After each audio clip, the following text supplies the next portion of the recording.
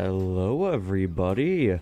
We are here for another week of Main Stage Wrestling right here on WERW Real College Radio. I am Jacy, of course. I'm here every week, and I'm joined by Sam Gelfand, who, speaking of the music, wants none of the snow that we are having on April 27th. That's correct. I don't know if it's that outlandish. I mean, you've been here longer than I have, so maybe it's not that normal, but I assume it lasts until the end of the year. It shouldn't be normal. Okay. It's as simple as that. I gotcha. Well, the two of us, we're the main hosts of Main Stage Wrestling that you've heard since the genesis of the show, since our very, very early beginnings back last semester. But for the first time ever, we have a guest in the studio who is nowhere near his microphone. So if he speaks, you're not going to hear him. Oh, there he goes. He's lifting it up.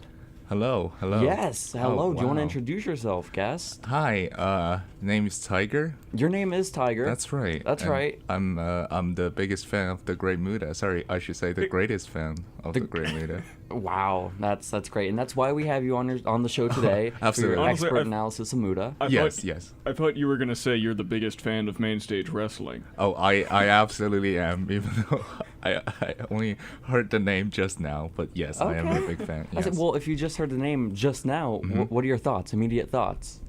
My thoughts are, I think it's great. You think it's great? Yes, Well, I think we should start a wrestling club here in Is that Syracuse so? University. That's Well, right. maybe next semester, man. But we got to get like actual other people that like wrestling, which, believe it or not, very hard to find. Oh, okay. Yeah. Interesting. I've spotted a guy wearing a Bullet Club shirt. Oh, he a must be few super times. cool. Nice. We should recruit him. He's very cool, yes. Yes. Yeah, I think so. Although, So, could just be from, like, Mississippi and just mistook it for something else. that's also fair. I feel like that's. Well, do you think anyone from Mississippi is going into Hot Topic? Like, come on. Well, that's fair, but, anything with bullets on it in That's Mississippi. true. That's true. It could be in the window. So, Yes. guys, the name of the show, as Tiger just said, is great, of course. And what's even greater is that you can type in the name of the show on Instagram and Twitter at MainStageSU, and you can follow along on social media because, guys, this is our penultimate show of the semester. We only have one more left after this week. Oops. What the hell? What is that? That's a Tiger, phone. you're an unprofessional broadcaster. Here we are, giving you the privilege of being on Main Stage Wrestling, and you forgot to turn your ringer off. That's very disrespectful. No, because you know what just happened? What just happened? What just happened is he just got our Instagram alert that we just went live. That's right. Because I definitely remembered today to send it out. Yep, that's for sure. So, no, go ahead and follow along at MainStageSU on Instagram and Twitter because we only have one more show after today left in the semester, and you've got to stay up to date when we return next semester because we don't even know when that's going to be. So, you got to stay tuned there so you'll know the exact day that we are coming back live on the air on WERW Real College Radio. And so, guys, we've already got through the first 4 minutes of the show talking about anything but wrestling except for a Bullet Club t-shirt. And so, I think it's about time we get in to the going-ons in the world of pro wrestling this week. The nitty-gritty. The nitty-gritty indeed. Tiger. Yes. Tiger, I heard you did not watch Raw or SmackDown this week. Is that true? That is half true. I watch all the clips afterwards. Okay. On WWE on YouTube. I see that. That's Yes. informing enough, I think. I hope. Because It's enough. That's all I do every week. fair enough. So, I was taken aback by, really? I guess I'm the only real fan here. The only man that suffers through 6 hours of WWE every week. It's true. It's You're true. you're just the only man who's willing to sit through an hour of commercials on a 3-hour show. No, I don't. I've gone over this before. Oh, right, you have a DVR. No, I don't. I don't have that either. I have a USB stick I shove into my TV, I pause it at the beginning of the show, and then I sit there for an hour just staring at the then now forever screen, and then I hit play an hour in. Well, look at the person here who's privileged enough to have a TV in their room. Well, that's very fair. So, Raw and SmackDown this week, for the first time in forever, I thought to myself after these shows went off the air, like, wow, both Raw and SmackDown, especially Raw, were real good this week. And I don't know if either of you agree, but just broad opinions, go ahead. I want to know, because maybe I'm stupid. No, I think that Raw and SmackDown this week begins and ends with the discussion of Firefly Funhouse. I think that was just kind of the bastion that everything was based around. That's what collected all of the talk this week, and I think it deserves it. I gotcha. Well, like you said, begins and ends. On our list, it's going to be the one that ends it. So we have a while to get there. But Tiger. Yes. Tiger, with your very informed opinion, based off of the YouTube clips of Raw. That's right. What's your general stance coming off of it? I think they're trying something new, even though the rating's still going down. Nice. That's very, very insightful. But, so, yes. guys, let's get into more. I don't know why I bother doing that, going around rooms for opinion. It's stupid. Let's follow the general format. This is what I get for straying. We're gonna get into the biggest news stories of the week, as seen by Jacy. Sort of Sam. I don't ask you for input. No. I normally ignore that. You know, sometimes so really I'll, it's just you. Yeah. Sometimes I'll like take a song recommendation. You know, like this week I would have been pumped to get a song recommendation because I ended up just having to play AJ Styles. But that's beside the point. The first news story of the week: Sam, Tiger, the Superstar Shakeup. We talked at length about it last week on the show, much longer than we expected. It actually ate up almost like 35 minutes when it was supposed to eat up like 10. And so it didn't end there. It didn't end 7 days ago. No, it did not. It continued on both Raw and SmackDown this week because we saw over on the SmackDown side of things, Andrade, Cien Almas, and Zelina were moved right back over to Tuesdays. Then Aleister Black followed suit. And then, so did the modern-day Maharaja, Jinder Mahal. First of all, I liked how you gave Andrade back his last name, but then took Zelina Vega's last name away from her. Well, like, in NXT, was she known as, like, oh, she's Zelina Vega? Yeah, she was. She was Zelina Vega. I mean, I know it was her name, but no one bothered to say it all, because, well, that's why we just said Almas when we were talking about Andrade. No, wait. We don't just call him Almas. Well, I mean, you did. That's what Morrow does. Yeah. Morrow's a loser, okay? Oh, wow. Wait, Okay. What's Andrade's name now? I already forgot. It's just Andrade. Andrade, okay. It's not Cien or Almas. Great. Okay. I don't know why we're talking about this. But then on the Raw side of things. You called Mauro Ranallo a loser because he has the Paulie Dangerously hat on. What's my Paulie Dangerously hat? What hat am I wearing? Well, you're just wearing the hat with the ponytail at the back. I see. Yes. That's a shame. So, it's not a ponytail, okay? A ponytail would be if it weren't tied back, and no, that's not fair. So, and then over on the Raw side of things, we saw Cesaro return to Mondays, breaking up the Bar, which was a team that's been around for like 2 or 3 years at this point. So, I mean, that's pretty exciting. I was real tired of the Bar, you know? Yeah, no. I had kind of real nostalgia for the Bar because they formed when I was really starting to get into wrestling. Is that how nostalgia works? Can you experience it after 3 years? Yeah, absolutely. Oh, no. Huh. Tiger. Yes. Tiger. Yes. What are your thoughts on the Bar? I need to know. I feel bad. You're in a corner and we're... I think they're trying something new, and even though the ratings are going down. Yeah. Yes, that's what I was about to know. Cesaro, I really wish to see him as a singles competitor again. Well, you got your Absolutely. wish, man. Yeah, But a lot of people have been saying that Sheamus has, like, I think it's a Reddit post, but they're saying that Sheamus has, like, the greatest career in reverse, where, like, he peaks really early, and then just fair. It's all downhill from there. That's pretty true. Which is, it's sad, but I also see this as a chance. Maybe he can get back into. Are you saying the peak of Sheamus's career was WECW, where he fought Goldust for a few months? No, I'm saying he was world champion. Yeah, but before that, at the very beginning of his career, he was building a feud with Goldust on ECW. Yeah, I mean... I will accept no smack talk about Goldust. That's right. It's smack talk about WWECW, not Goldust. Okay. How do you... Okay. Sorry, Goldust, the hottest free agent right now. That's in right. wrestling. He is indeed the hottest free agent. So, I don't know. I thought probably the biggest takeaway from the Superstar Shakeup continuing on this week was that Ricochet and Aleister are split up. Because I know we were saying it last week on this show that we were sort of taken aback by the fact they didn't split them up and that they're choosing to keep them as a tag team. But I guess yay for relationships being a thing, because now Ricochet gets to be a singles competitor and Aleister Black gets to do so as well, which now I'm realizing might be us getting what we want and not being so happy about it, because instead, now Aleister Black's going to have to do a whole lot more talking and Ricochet's going to have to do a whole lot more losing. So, fun. Real fun stuff. Yes. Who knew that all you had to do to get a singles push is just marry someone on the other brand? They're married? Aleister Black and Zelina Vega are married. Yeah. Oh. Who knew that all you need to do to get a singles push is to get like a 80s porn stash? Wow. Robert Roode. That's true. Okay. Looking like every stepfather. I sort of love Bobby Roode's new thing. Me right? too. It's great, and I love that he's winning because for the longest time he was not, and he's been a good guy the entirety of his time on the main roster. So I love this. Well, except with him and Chad Gable for a couple weeks being jerks. But here we are now. Robert Roode, ultra bad guy heel, beating Ricochet in his first match with his new name, and I don't know. I love the new look, and I love that they're actually putting some momentum behind him.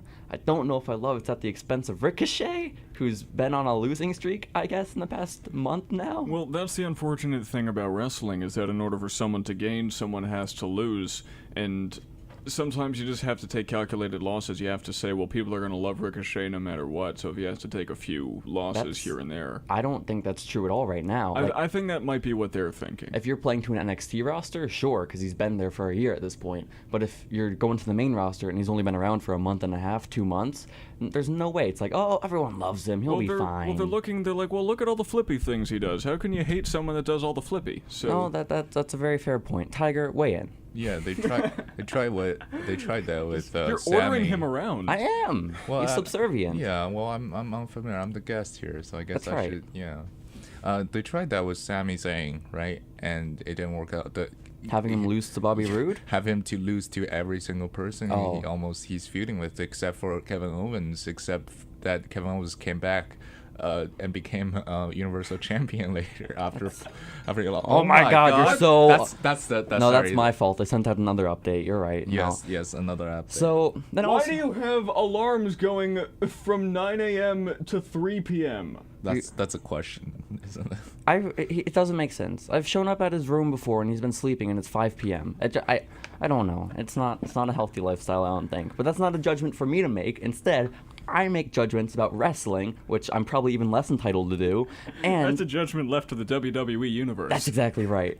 And unfortunately, Jinder also got caught up in the Superstar Shakeup continuation. Maybe not unfortunately. I think any situation involving Jinder in 2019 is just unfortunate, you know? So, but it's probably better for him because SmackDown's a bit more shallow of a roster. Yeah, and of much course, more that's shallow. Yeah, and that's where he was champion before. But I don't know, if you're going to put him back, why did you bother bringing him over a year ago just to kill him?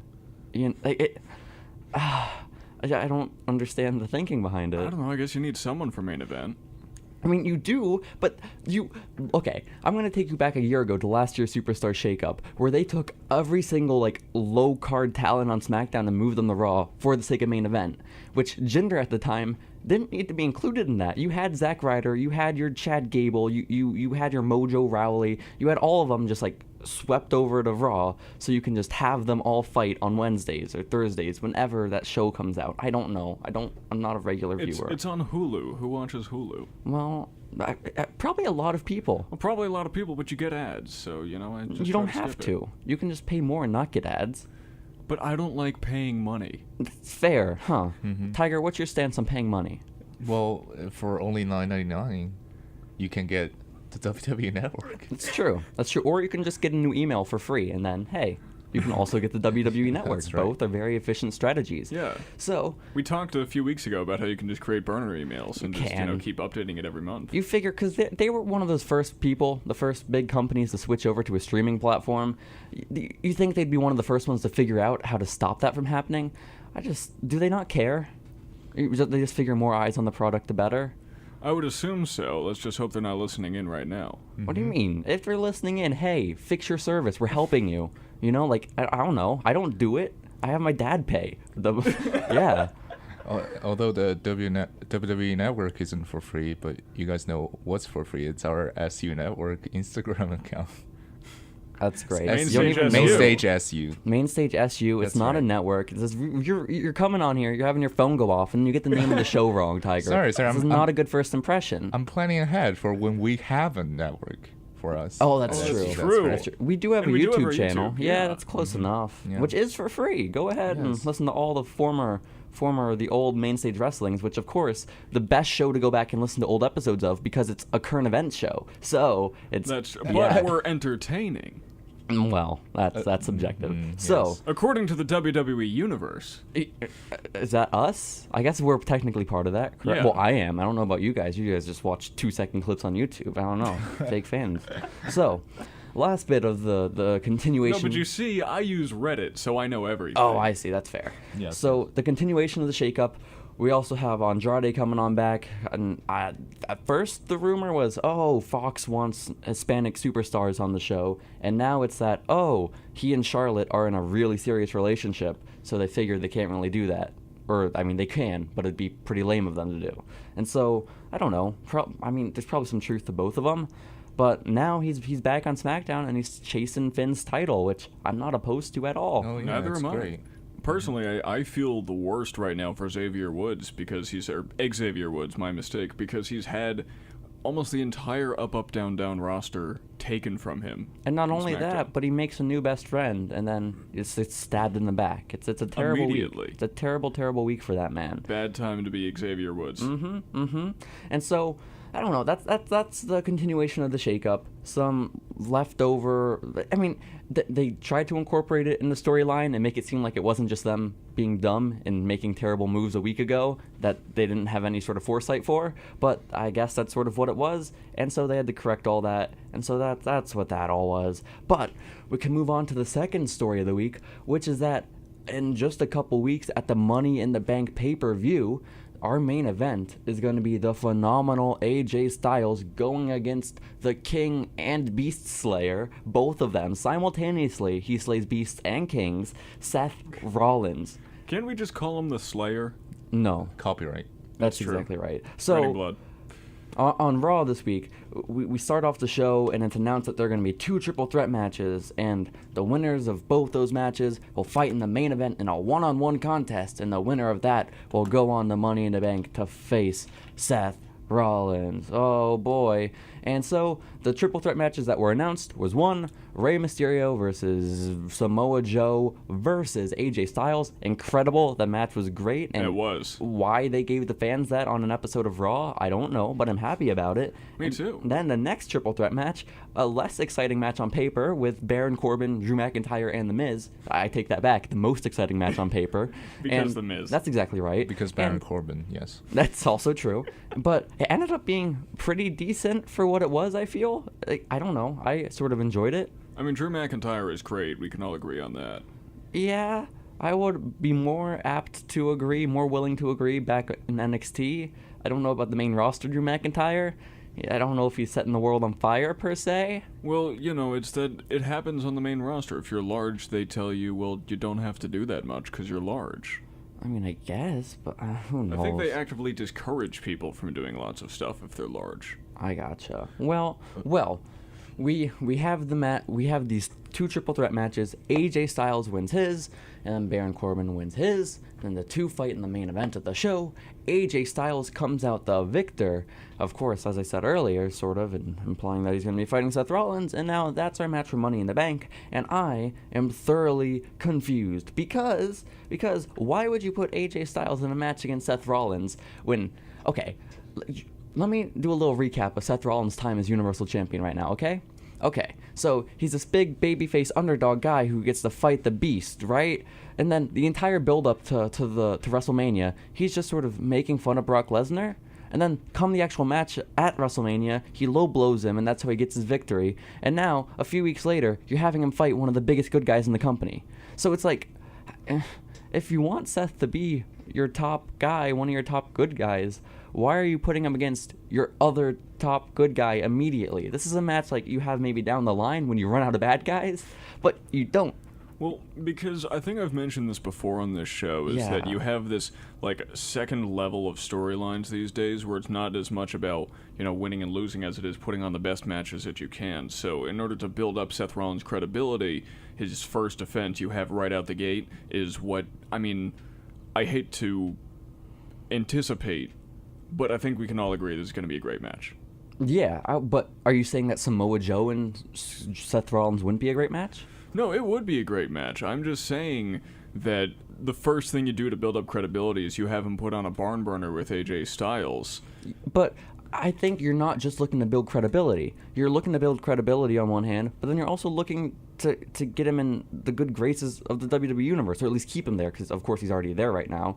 And I think having him going up against a guy that everyone already loves as well, it's not how you go about doing it. And so I posed the question to both of you. You as well, Tiger. I see you there. I'm kind of afraid that they might turn AJ Styles That's heel what I was about to ask. Do you think this is what we're leading to? Because I think it's a pretty dumb move if you don't. And maybe that's a bit. Well, I don't want AJ to be heel. That's one thing out of the way. I don't want to, but I think the move to have these two fight already and the main event of Money in the Bank is pretty dumb if that's not the direction you're heading in. This kind of feels like when Shinsuke was fighting AJ at Mania, and they in the build they basically didn't do anything. They just patted each other's heads. Well, and then that's a bit unfair at this point, right? Because I mean, the match was only announced a few days ago, so we haven't seen the build yet. Yeah, this but is true. I'm just saying that they wanted this to feel like it's a big deal, but they're gonna turn this into the beginning of like a more long-term rivalry. Oh, it'll be what gets us through the summer. Yeah, so maybe gotcha. like right now there's not enough like heat going on with it, but they're gonna both turn a little heel on each other. Yeah, it's a smart idea. A double turn, but it's both of them. Yeah. Or someone's gonna do something that step out of the line, like That's what they did with Gargano and Ciampa. Yeah. That's true. I don't know if that was their goal, but No, it wasn't, but it just kind of happened. Yeah. I'm thinking more like Jericho and Shawn Michaels when Jericho was justified to turn heel but accidentally punched Shawn Michaels' wife. Like something like that. Yeah, broke her nose, I believe, is what he did. Oh, yeah. Man. Yeah.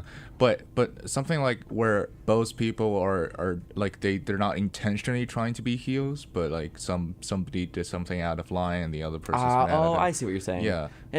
That's probably the most likely route, so neither of them turn into bad guys. Yeah. But it'll. I don't know if that's a story to get you through the summer. Like, oh, I accidentally punched you once. Let's fight for the next 3 months.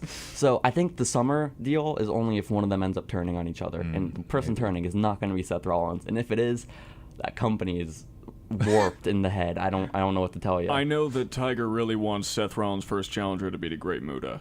That's who wouldn't Which want? would be a great match, actually. Exactly right. Seth Rollins, Great Muta. Well, I don't know. Maybe Muda like maybe 5 years ago. Okay. Not Muda coming out as entrant number 30 in the Ring of Honor New Japan Rumble. Oh, yes. Okay, good. Kenny King winning. That's great. So, guys, let's get to the third match, or not a third. Well, I guess it's a third match. The third story in our top 5 stories of the week, and that of another match being announced for Money in the Bank, and that of Charlotte Flair versus Becky Lynch. Of course.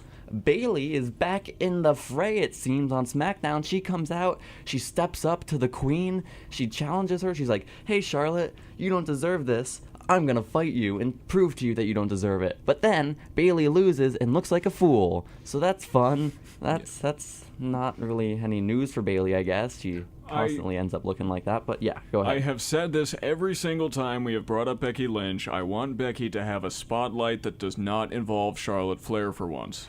That's fair, yeah. But I mean, at this point, yes. I think we're gonna get there eventually, because like it's not a Sami Zayn, Kevin Owens, you and I are destined to do this forever kind of thing. It's just I'm just tired of it by now.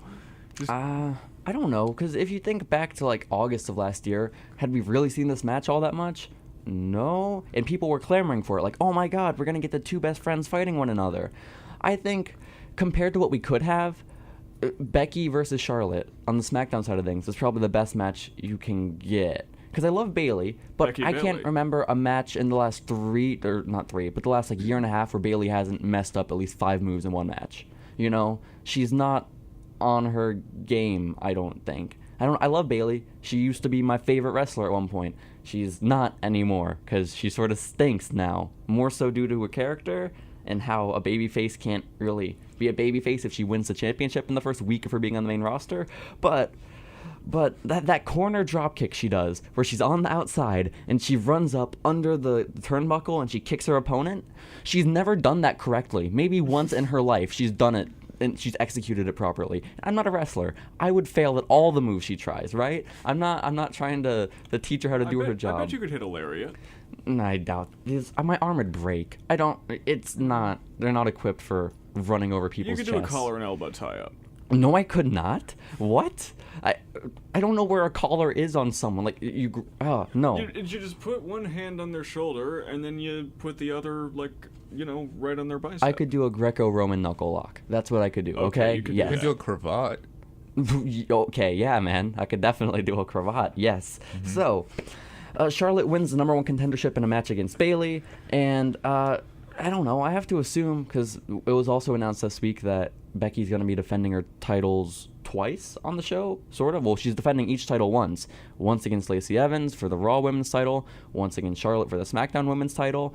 And I have to imagine, just still like a month away from the pay-per-view, it's going to be a squash with Lacey, sort of a squash. Like maybe she'll get in like a women's right and Becky kicks out, something like that. And then Becky dominates, and then she fights Charlotte, and she's the big underdog babyface. What if she counters the women's right into a disarmor? She could do that. That's probably what they're gonna go for. What if I don't she know. damages Lacey's arm so bad that when Lacey hits rips the it woman's off. right, she's like falling down on the ground. She's like, "Oh no, my arm!" And then That's a good. We that's can a only good hope. idea. and then Becky comes back and put her in the disarm her. That's it. There was a lot of enthusiasm behind that description. I appreciate it, man. So I have to imagine that's what it's gonna be, and I can't see her losing to Charlotte already. And if she does, okay, WWE, nice. I'm afraid that by having her defend the belt twice, she's going to lose once. Well, that's like you my said, fear. we got to establish credibility for these champions, Sam. What better way to establish credibility Then losing immediately. Well, yeah. But you talk about the poor treatment of Bayley, but I mean, look at Asuka. She's like, hey, look at Asuka. She's going for the tag belts now. She's like not in the Yeah. main event scene at all. Just, Yeah. Yeah. But Asuka okay. and Kairi Sane, Yes, I know those are people. they're both great people. Okay, I've not met them, but I believe you. So I don't know. People are like. It's a pairing I'm happy with. I gotcha. If you had to put Asuka in the tag scene, then I'm happy that she's with Kairi Sane. Definitely. So I don't like you were just saying back to the Charlotte thing that you're not that happy about it because it's like, oh, I'm so tired of the match, right? I get people are pissed about it, but that's the story WWE is telling right now. They want you to be pissed because it's like, oh my God, Charlotte's getting another main event opportunity. They're putting her in this spot again. That's the story they're telling on television, and if you're buying into it, that's great, is it not? Is it possible to tell a story and have me mad at someone without not enjoying the entertainment that I'm paying for? Well, you don't enjoy a story at like every single part of its progression, you know? It's built around, I don't know, Well, I mean, a climax. I watch wrestling because I want to be entertained. I don't want to watch and then be frustrated with what I'm seeing because then I don't want to watch. That's fair, but I don't know. I know there's a line because you have to have bad guys in wrestling, but Yeah. there has to be a way where you can do it without getting frustrated. I don't know. I think what they're doing right now with Charlotte is fine, and I think the match that they're going to have is probably going to be great. And It'll be good. It's always a good match. yeah, But and it's always different too. Like they fought a lot, but none of those matches are identical. They had one terrible one where like Becky was on crutches. That was a bad match, but that's Yeah. because of like the circumstances around it, which were really weird and extenuating. So I don't know. Tiger, you got any thoughts on the women's division right now aside from Asuka being a nice person? I don't know. he wants the Great Muta to challenge Becky. Oh, I thought you were Yes, gonna say Asuka. yes. Ooh. That'd be great. That's credibility right there. If Becky beats the Great Muta in her first Ooh. defense of the women's championship, oh man. I think that's a great idea, and I think it might be a possibility going Oh, yeah, forward. You know? absolutely. And then Becky could get the green mist. That's true. It might look good in her hair. Like she has like light enough hair where it could be a cool visual. No, maybe? I meant like he could pass the move on to her, and now Oh. Becky could I see. mist people. Establishing credibility. Yes. Yeah. Imagine Green Mist into Stunner. Wow. Into the Oh. disarm her.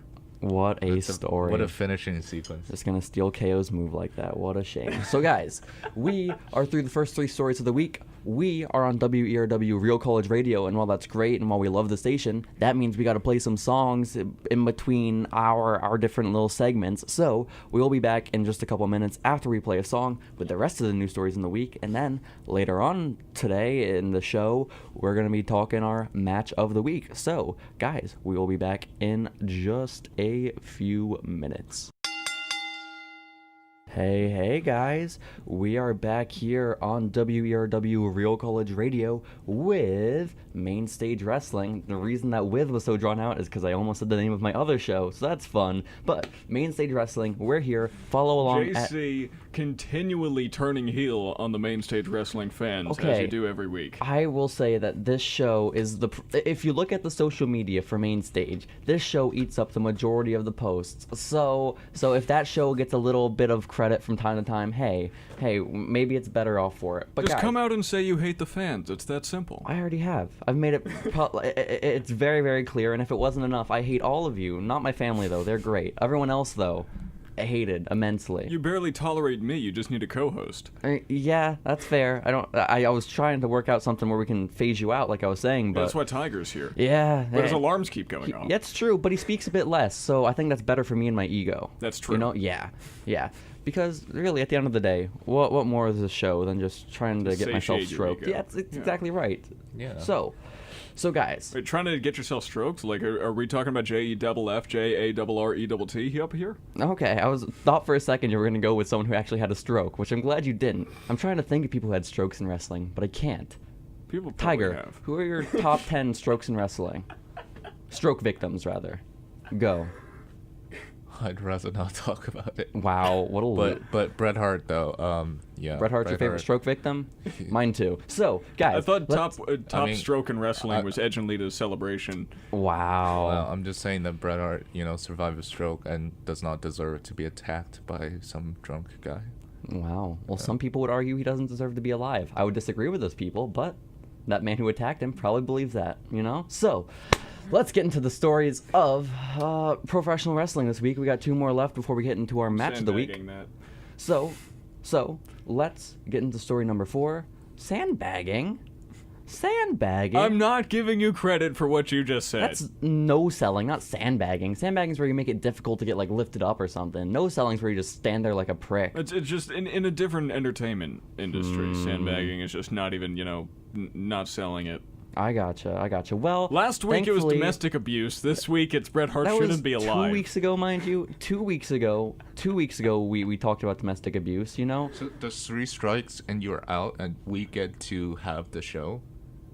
No. Okay. No. Okay, I'm just checking. No, you see, he's being smart because the semester's almost over. We have 1 show left, so that he can possibly only have 1 more strike, which means that we won't get the show because it'll be the last show. Okay, got it.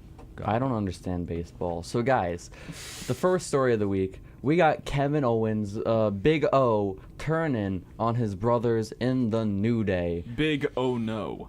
Oh wow, is he coming on up? Is he getting called up? Oh no, I just meant that I didn't enjoy. Oh, I see. I would enjoy Cassius Ohno joining.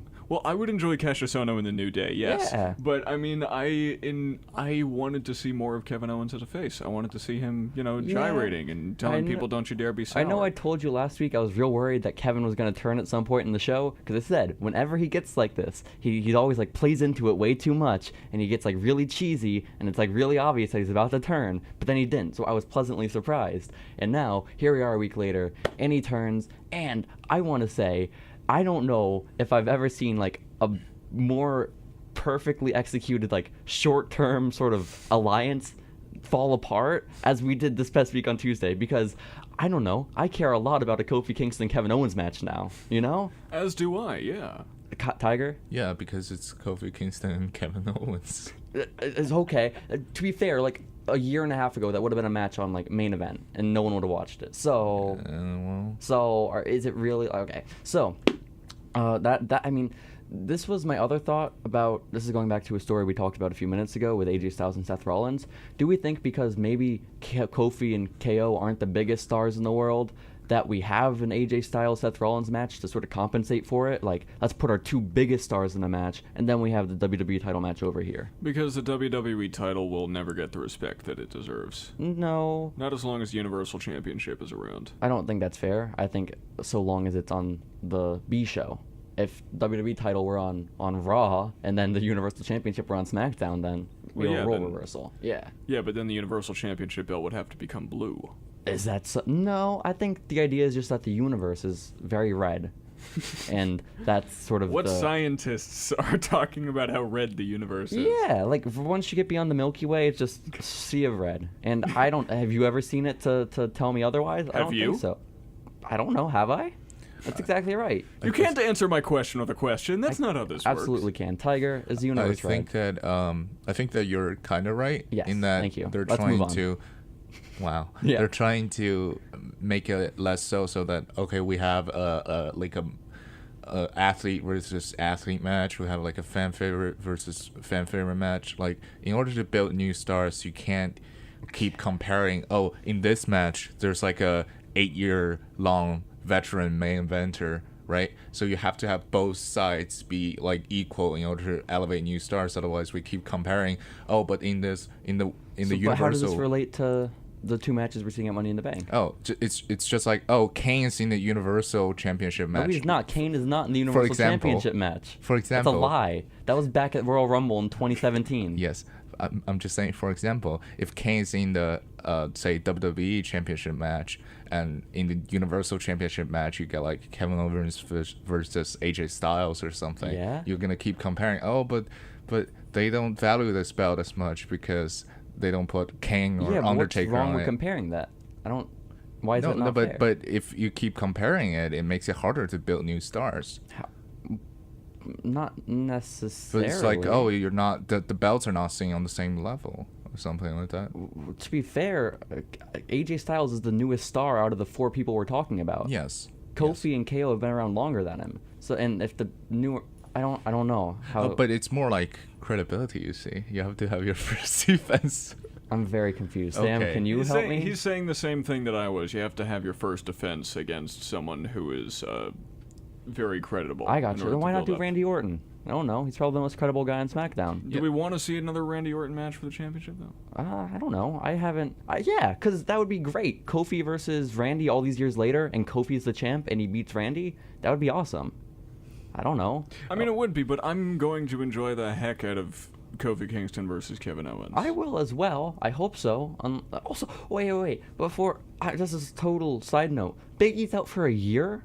What? Yeah, like till the end of, well, not a year, but till the end of 2019. Biggie is out, is what the internet told me, so I don't know how true it is. I haven't seen that yet. If this is breaking, if this is a scoop. That's not, it was a few days ago I read it, and it was, again, on, like, WrestlingInc.com. Shout-outs to them, because real credible. And so that's where I read it, and I don't know. I guess maybe that's, like, the average time for the surgery he had. Maybe he'll be back sooner. He's Big E. I could see him doing something with his hips that heal him. I don't know. I don't know how that all works. Power positivity That's brings exactly you back right. from injuries, yeah. I think so. So that was really striking to me because I thought we were going to see the New Day celebrate the championship reign of Kofi, but now we can't because he's probably going to be back after Kofi's back to being like a lower mid-carder, you know? Although I would love to see the New Day like wheel out Big E in a hospital bed or something. Oh, You that's... know, Just you know what I would love to see? gyrating from underneath the sheets. I'd love to see Kofi Kingston defend his belt against Randy Orton, but Randy Orton wins and then proceeds to defend his belt against John Cena. Not Jinder Mahal? No, we got to get Randy Orton, John Cena again. That's true. But one more time. At Mania, of course. Oh, man, once in a lifetime. I think so. Absolutely.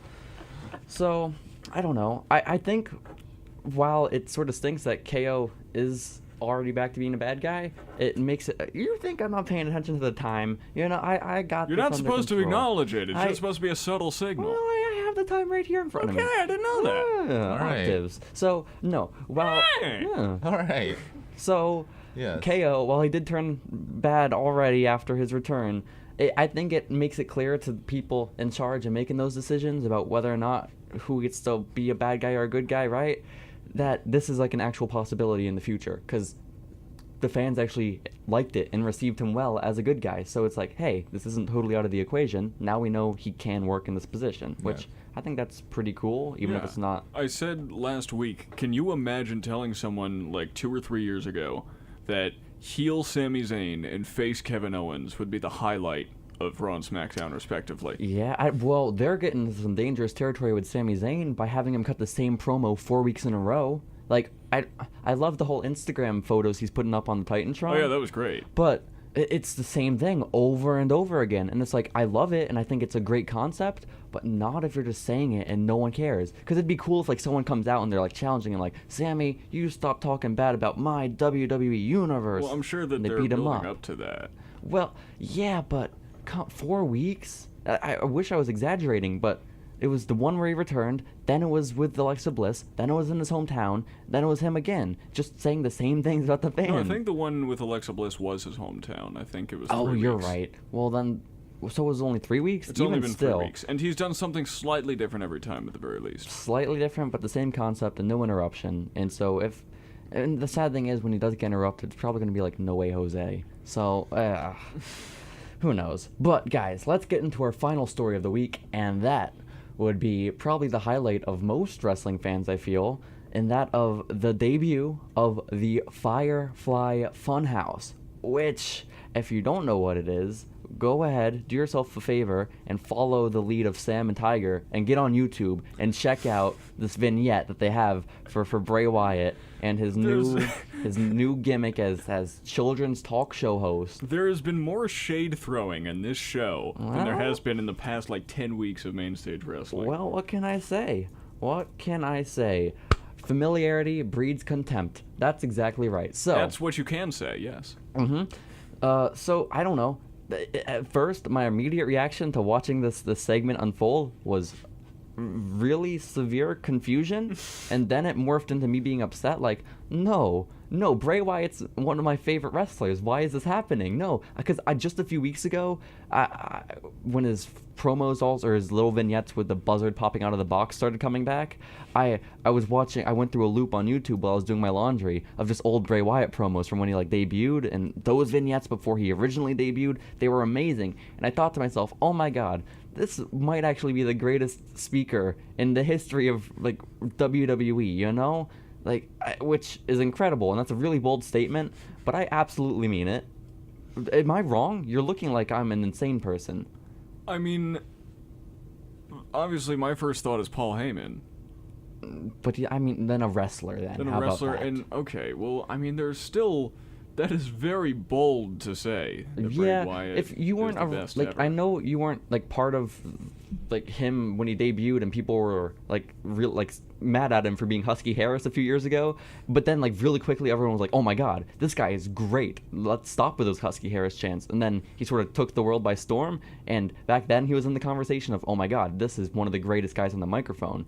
But it was still super early in his career, so no one was willing to make a statement like that. But now, looking back on it, and even the stuff he did in the years since, where he wasn't as credible, if you just purely pay attention to his microphone work, him talking, who is better in the last 10 years? The Rock. Canyon. The Rock?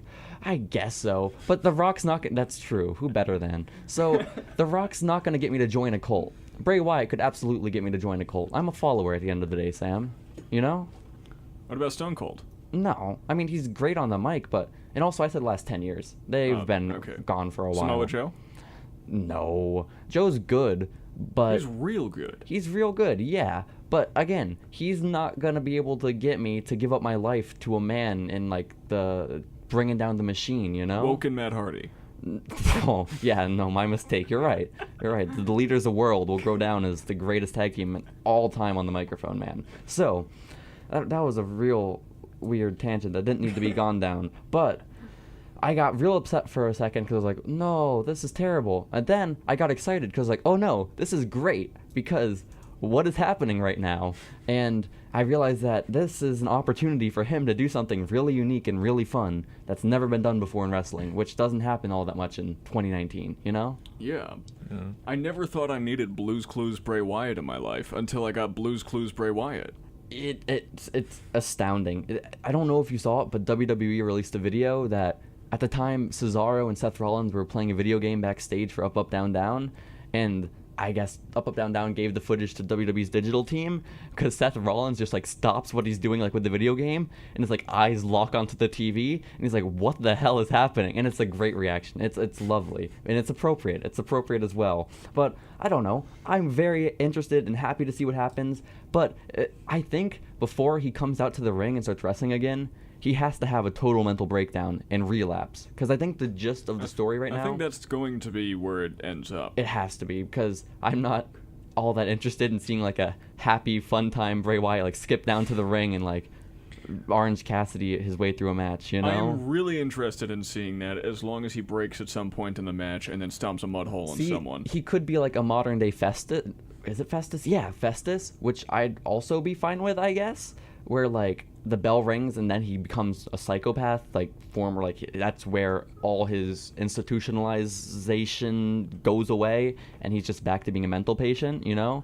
And I think that'd be pretty great. Before you mentioned mental patient, I was about to say Otis Tozovic. Has Otis been institutionalized? Is that a scoop for main stage? No, but remember, we've seen the storyline where people made fun of him, and then he went on a freaking rampage. That's fair. I wish that his gloves, heal and hurt, have different special moves. Like, for example, one has like if his left hand uses like the mandible claw and his right hand uses like a choke slam. Yeah. Or, like, he could use the heel glove to, like, bring people up so he can then hit his Uranagi. I'm so confused. What heel glove are we talking about? When he had his hands, one said heel as in Oh, H-E-A-L, and see. then the other one said hurt. I see. And I wish that he could elbow drop somebody with the heel arm and they'll like have full health and just get back up immediately. Wow, what? Yeah, oh my like God. he could use a heel glove and he could pick someone up and then use the hurt glove to like hit his Uranagi or his Sister Abigail or something. I see what you're saying. That's very, very clever. Great guys. So we got to take a break.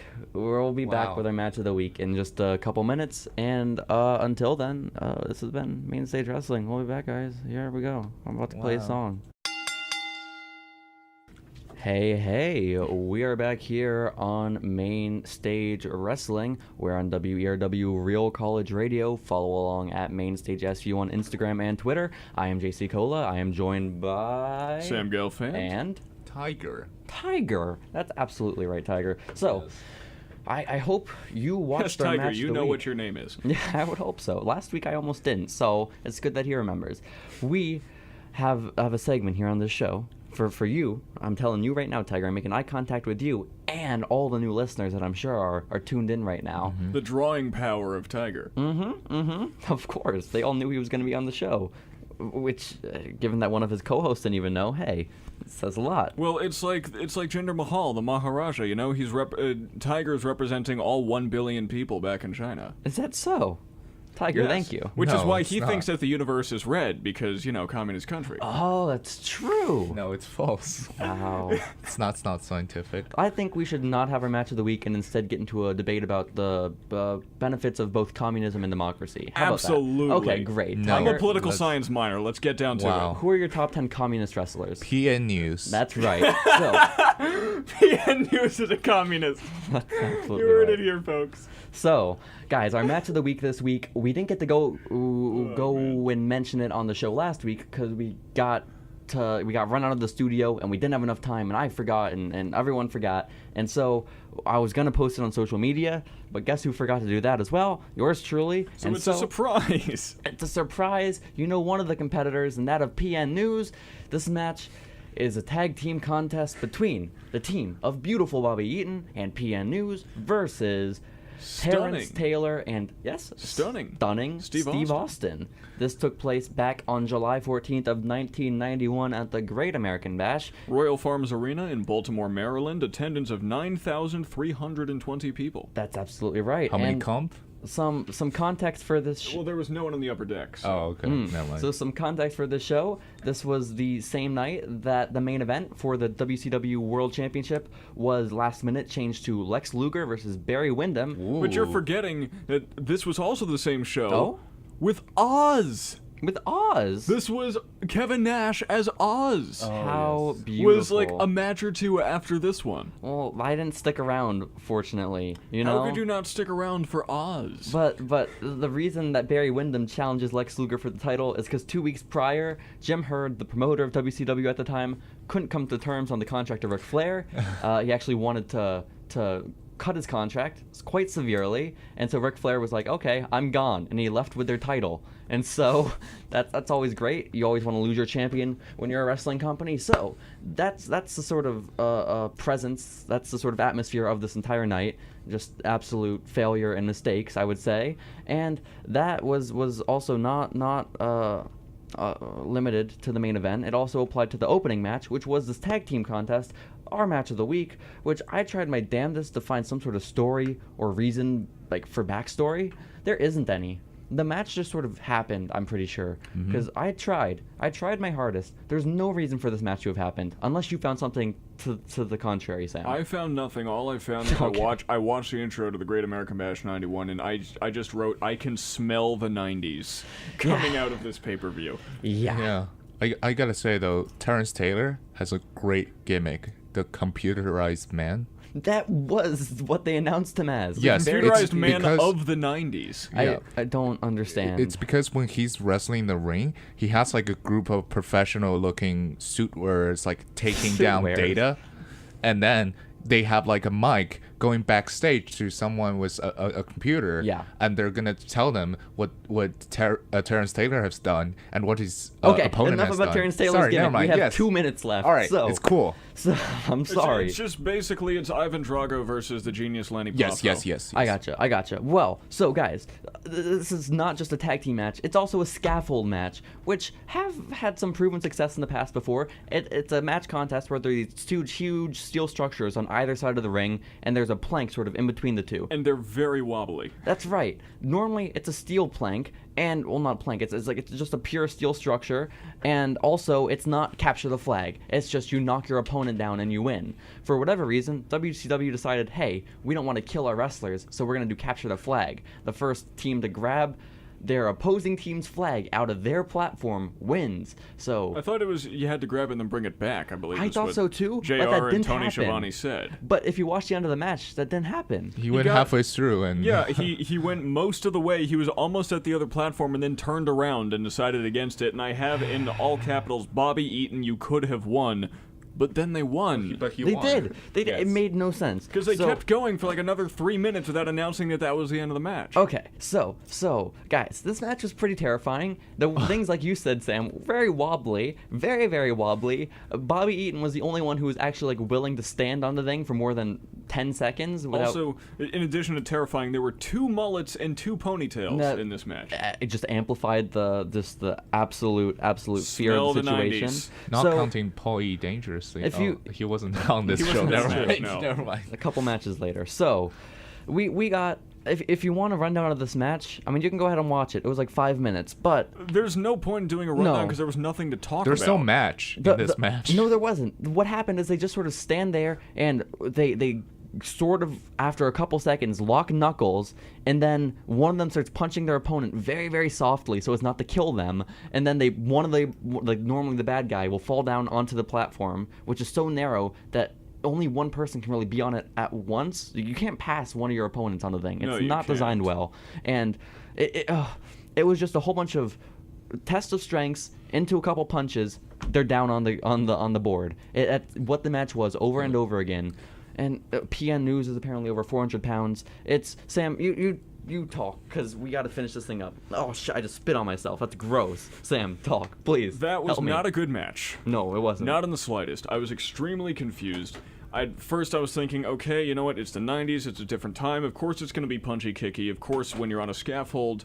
But then it got to the point where supposedly, Bobby Eaton grabs a flag and is supposed to bring it back, but he didn't. He turns around, but apparently he wins, but we don't know that because then someone's got a hand stunning Steve Austin a can of hairspray to spray his opponent with, and I guess was the finish that was a disqualification? I don't know. I would have think that in a scaffold match, that's the kind of thing where there would be you're no allowed disqualification. to drop your opponent on his head like 30 feet to the also ground. You're allowed to hit hit your opponent with the flags. That's also fair. Yeah, so it was just extremely confusing. I'm not entirely sure what the ending of the match actually was, and to be honest, I don't care enough to try and figure out.